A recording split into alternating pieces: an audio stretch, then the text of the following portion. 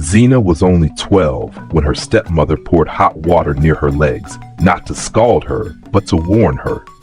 Her father, the man who once kissed her forehead every night, walked in and said, "You deserved it." But what Zina did next shook the entire village. And when the truth finally came out, nobody saw it coming. This is not just a story. This is a scar retold, a tale buried beneath silence, fear, and forgotten calabashes. Sit down. Faint sound of distant drums and wind blowing in trees. In the dusty village of Idumo, where goats roamed freely and the moon spoke louder than streetlights, there lived a girl named Zina. Her mother had died just after she turned 5, but her father, Babanduka, made sure she never felt the sting of that absence. At least in the beginning, Zina was kind. She fetched water for elders, knew how to roast yam without burning it, and had a laugh that made even the grumpiest palm wine tapper smile. But joy has a way of inviting jealousy. When Zina was 9, her father married again, a woman from the next village. Her name was Madame Abube, beautiful, but with eyes that watched like fire waiting to catch dry grass. At first, Abube smiled at Zina. She gave her new slippers, cooked stew with too much pepper, and said things like, "You're a big girl now, help your new mama." But that sweetness, it didn't last. It started small. Abube would call Zina lazy for not sweeping well. She would slap her for missing 1 grain of rice while washing. Zina would cry silently, never telling her father. Why? Because he still smiled at her. Because he was all she had left. But one day changed everything. It was the New Yam Festival. Zina had been asked to carry a calabash of pounded yam to the elders. She was proud. But as she walked through the compound, Abube, in her jealousy, spilled palm oil on the steps Zina was to pass. Zina slipped. The calabash broke. Everyone gasped. Abube screamed louder than thunder. "She has cursed the elders' food." That night, Babanduka did not look Zina in the eyes. He beat her with a cane made of guava branch, her favorite tree. That was the first night Zina bled. But it wasn't the last. Abube began to twist stories. "She talks back to me. She broke my mirror. She stole meat from the pot." And Babanduka, once a man who carried Zina on his shoulders, began to change. His love turned into suspicion. But what nobody knew was that Abube had her own secrets. She wasn't just jealous. She was terrified. Of what? Zina's real mother.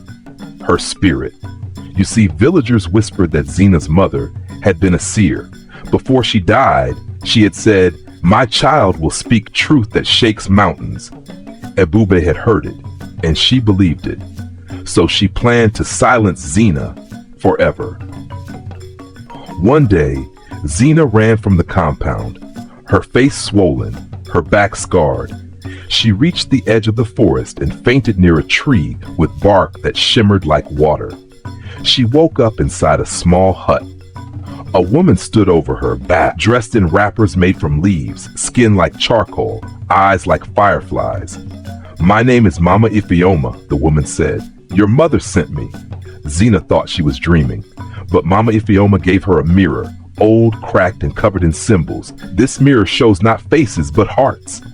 Zina looked into it and saw her stepmother's face, but behind it a twisted shadow, a snake, a lie. Then she saw her father. Behind his face, confusion, brokenness, love buried beneath guilt. "Return," Mama Ifeoma whispered, "not to fight, but to reveal." Zina returned home the next morning, bruised, yes, but calm. She walked to the center of the compound during market hour and stood on a stool. "I want to show you all something," she said. She held up the mirror. At first, people laughed. "This girl is mad." But when Abube stepped forward, the mirror glowed, and the villagers gasped. In its reflection, Ibube's shadow twisted. Her lies floated around her.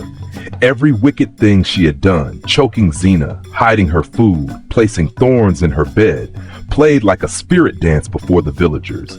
People screamed. Babanduka fell to his knees. What have I done?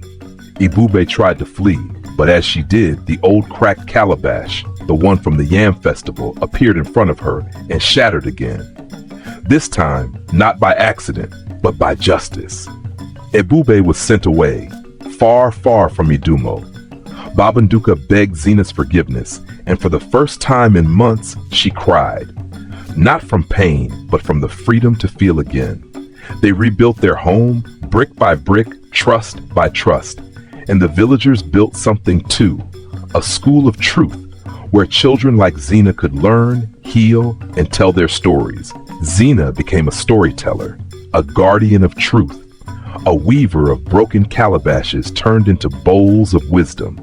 And if you walk through Idumo today by the big guava tree, you'll hear a voice saying, "Pain does not break us, it reveals us, and no lie can live forever beneath the eyes of the ancestors." This was the story of Zina, the girl they tried to silence, but even silence can crack when truth speaks. Thank you for listening to African Fireside Tales.